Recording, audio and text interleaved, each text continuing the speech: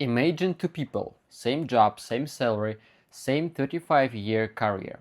They retire in the same year. One of them gets a Social Security check for about $2,800 a month. The other gets about $4,900. Same earnings, same work history, a gap of more than $2,000 a month every month for life. The difference? One single decision when they claim it. Today I'm going to break down how Social Security actually calculates your benefit, what you check will realistically look like at different income levels, and how to think about the claiming decision, because this is one of the few retirement choices that's basically permanent once you make it. Let's get into it. Social Security gives you a window, not a date. You can claim anywhere from age 62 to age 70, and where you land inside that window changes the size of your check permanently. Here's the framework. Age 67 is your full retirement age if you were born in 1960 or later. Think of the benefit at 67 as your 100%, your baseline. Claim at 62 and you accept a permanent cut of roughly 30%, not temporary, not until things improve. That smaller check is your check. Wait past 67 and you earn delayed retirement credits, about 80% more for every year you wait, up to age 70. That's a 24% bonus on top of your baseline. Stack it up, and the gap from 62 to 70 is enormous. For someone who qualifies for the maximum benefit in 2026, we are talking roughly $3,000 a month at 62, around $4,000 at 67, and over $5,000 at 70. And here's the part people miss. This isn't just a bigger number, it is a bigger guarantee number, and it grows with inflation. There is no insurance product you can buy on the open market that matches this deal. That's why financial planners call delaying Social Security the cheapest insurance for a long life in America. And there's a bonus effect almost nobody talks about. Every year, Social Security gets a cost of living adjustment, an increase that follows inflation. Here's the key. That percentage increase is applied to your check. A 3% raise on a $5,000 check is a lot more money than a 3% raise on a $3,000 check. So, when you wait, you're not just starting with a bigger number. Every future inflation raise gets bigger too. The gap between early and late claimers doesn't stay the same over time. It grows. Now, quick reality check before we go further, because those maximum numbers get thrown around a lot on YouTube. To hit the maximum benefit, you don't need 35 years of earnings at or above the Social Security wage cap. That's $184,500 in 2026, and it rises with inflation. Very few carriers look like that. The average retired today collects closer to $2,000 a month at full retirement age. So the real question for most of us isn't, how do I get the max? It is, given what I will actually earn, how do I avoid leaving money on the table for the next 25 or 30 years? By the way, you don't have to guess where you stand. Go to the Social Security website and open a free My Social Security account. It takes about 5 minutes.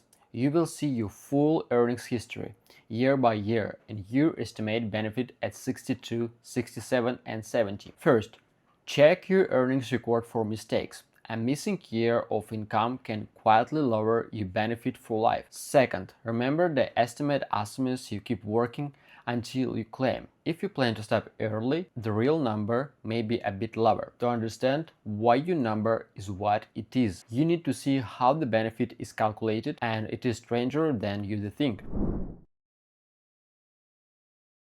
Here's what most people think. I paid more in, so I will get more out. That's sort of true, but the benefit doesn't grow in a straight line. Step 1. Social Security takes your highest 35 years of earnings, adjusts them for wage growth, and turns them into a monthly average. That's your average indexed monthly earnings. Quick side note. It is the highest 35 years.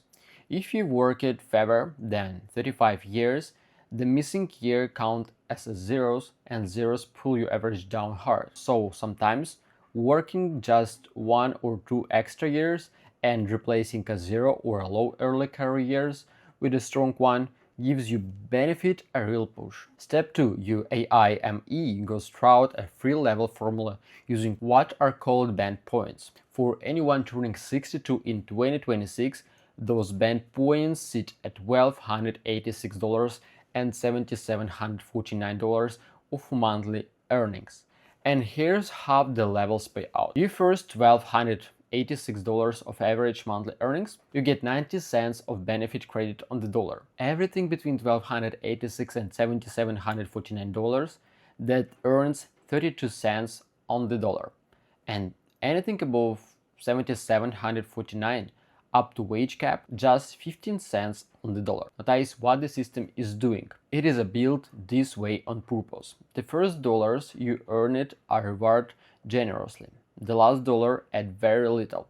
Social Security was never built to replace a high earner's full income. It was built to guarantee a floor, especially for lower and middle income households. One more detail that confuses people.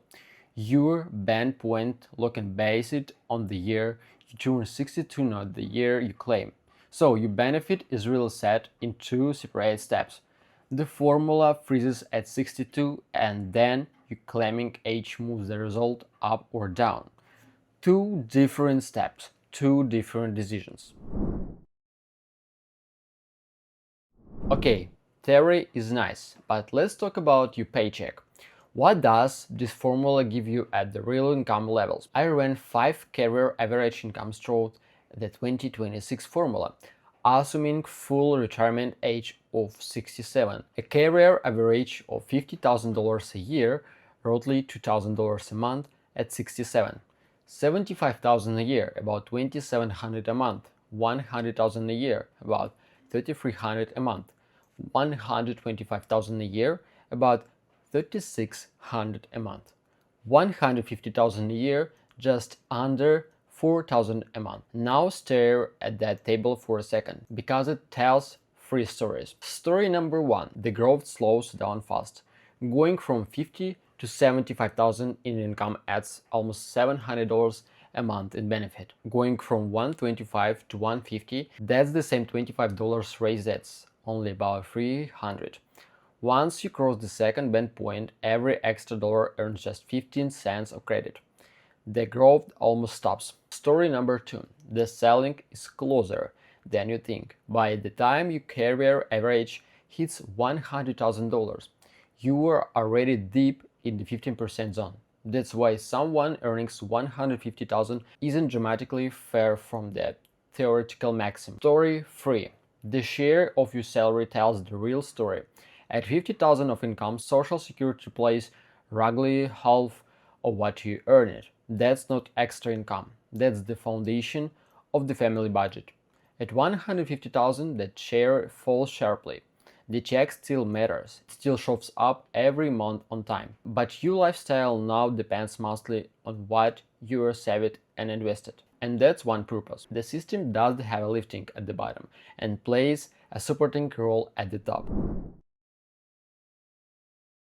Before we talk timing strategy, there are 2 traps I want to see coming. Trap number 1, claiming early while you are still working. If you claim before your full retirement age and keep working, there's an earnings limit in 2026. It is roughly $24,000 a year. Go over that limit, and Social Security temporarily holds back part of your benefit, $1 for every $2 above the line. Now that money isn't gone forever. Your check gets recalculated higher once you reach full retirement age. But if your plan was claim at 62 and keep my full salary, the math usually doesn't work the way people hope. Trap number 2, taxes.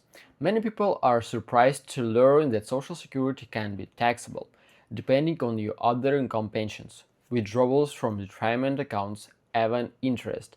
Up to 85% of your benefit can count as taxable income. That doesn't mean you lose 85%. It means that share gets taxed at your normal rate.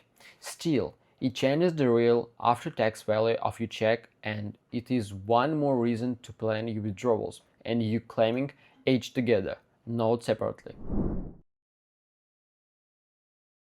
Here's where I will disagree with the always wait until 70 crowd, because timing isn't the same for everyone. The case for waiting gets stronger as your income rises. At a 150,000 carrier average, claiming at 62 gets you around 2,800 a month. Waiting until 70 gets you close to 4,900. That's a $2,100 monthly gap. And higher earners typically have portfolios they can draw from during the cap years. The stretch between living poor and turning on Social Security. They can afford to buy the bigger lifetime paycheck. The math changes at lower incomes. At a 50,000 carrier average, the same delay takes you from roughly 1,400 to about 2,600 a month, still meaningful, but the absolute dollars are smaller. And here's the thing, at this income level, that check is covering rent, groceries, insurance. The real question often isn't, how do I maximize? It is, when do I actually need this money to live? Claiming early to avoid using up small savings or to simply stop working a job your body can't handle anymore can be the right call. Think about the break-even point, the age when the bigger check catch up. Roughly speaking, if you wait from 62 to 70, the bigger checks catch up to the smaller ones somewhere around your early 80s.